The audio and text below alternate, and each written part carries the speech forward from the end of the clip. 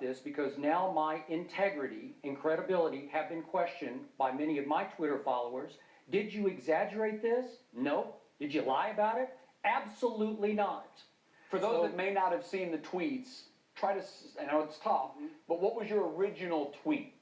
Okay, the original tweet began with, and again, this is 3 sentences and 140 characters. I thought twice about doing a second and third tweet to expand upon the topic because it's a much deeper story to me. It's my nightmare story. Right. It's in fact what propelled me to sit in this seat. The frustration that was caused to me in my high school career propelled me to become a member of the media and talk about basketball. And so it's the basis of why I'm here. Okay.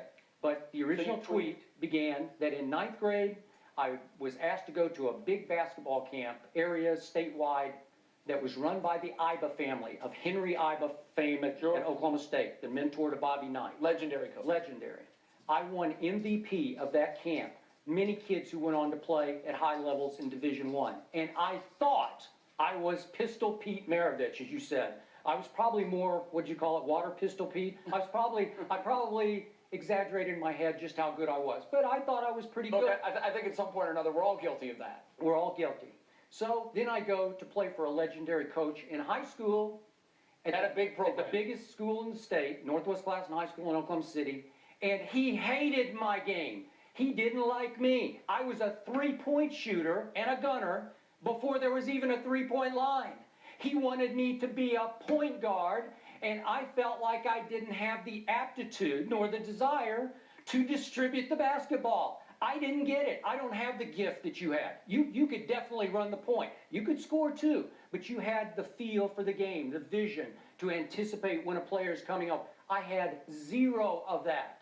So I went through a nightmarish sophomore year in which we won the state championship. I went through a nightmarish junior year in which the coach forced me, as you pointed out yesterday, to play, we called it B squad.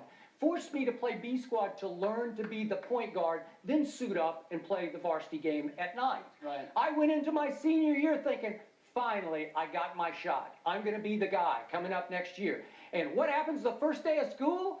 I look up and my legendary coach has transferred in his son from Southeast High School on the south side to play for him. Wow. And I did start for that team, but not for long because the coach's son was soon the guy. I played a lot that year, but I lived in fear of even taking a shot in a game.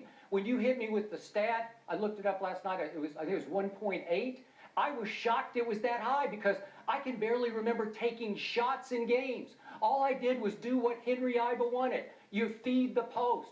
I fed our postmen who went to Kansas State on scholarship and University of Houston on scholarship, and they were really good players. But I would start to shoot and hesitate. I was scared to death. So by 2/3 through the season, I got in his doghouse again. I clashed, I rebelled, end of bench. That was the end of my career. That's exactly what happened to me, and it killed me. It was the worst experience of my sports life. Do you know how many players, high school, college, and pro, can have that story? So imagine how they feel when you're on national TV for 4 hours